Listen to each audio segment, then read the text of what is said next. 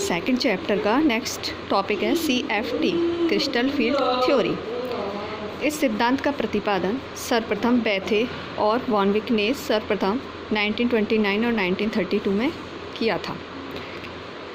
इस सिद्धांत को मुख्य रूप से क्रिस्टलों पर लागू किया गया था। जितने भी क्रिस्टल्स होते हैं उन पे इस रूल को, इस CFT को, क्रिस्टल फील्ड थ्योरी को लागू किया गया था, इसलिए इसे क्रिस्टल फील्ड सिद्धांत भी कहा जाता है। मीन्स ये केवल क्रिस्टलों पर ही लागू होता है।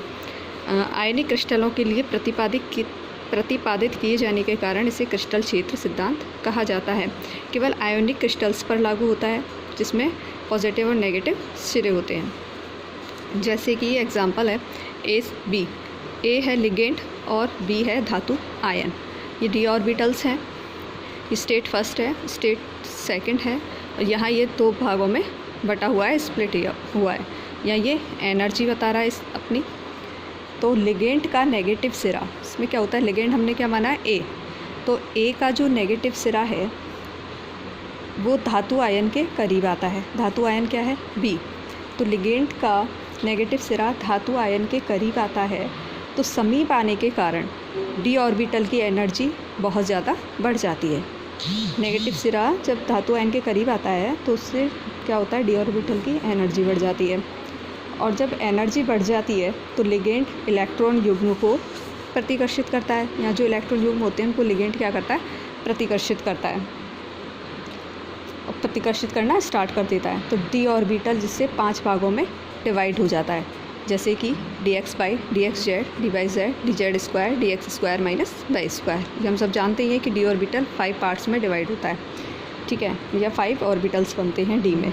और जब एनर्जी ज़्यादा बढ़ जाती है, मीन्स हाई की तरफ बढ़ जाती है, जब इसकी एनर्जी बढ़ती है ऑर्बिटल्स की, d ऑर्बिटल्स की एनर्जी बढ़ती है, मीन्स हाई की तरफ जाती है, लो से हाई की तरफ जाती है, तो d ऑर्बिटल स्टेट फर्स्ट से स्टेट 2 में चला जाता है।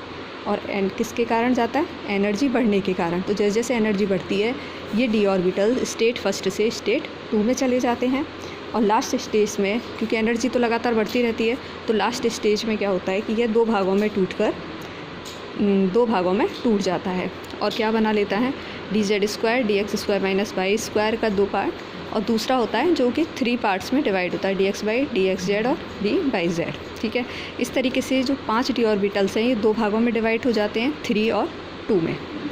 अब इसके पॉइंट्स, यह सिद्धांत मुख्य रूप से धातु आयन के d ऑर्बिटल, बताया था धातु आयन यानी B क्या है, d ऑर्बिटल, तथा उसके चारों ओर उपस्थित लिगेंड के पारस्परिक संबंध को प्रदर्शित करता है। लिगेंड A है और धातु आयन क्या है B, तो इन दोनों के पारस्परिक संबंध को ये प्रदर्शित करता है।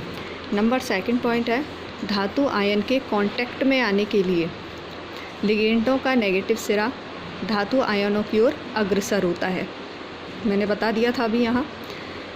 नंबर थर्ड है, धातु आयनों की ओर आने के कारण d ऑर्बिटल्स की ऊर्जा में वृद्धि हो जाती है। तो जैसे जैसे धातु आयन्स के करीब आता है, d ऑर्बिटल्स की एनर्जी में क्या होती है, वृद्धि होती है। वृद्धि होने से ये स्टेज 2 में चला जाता है,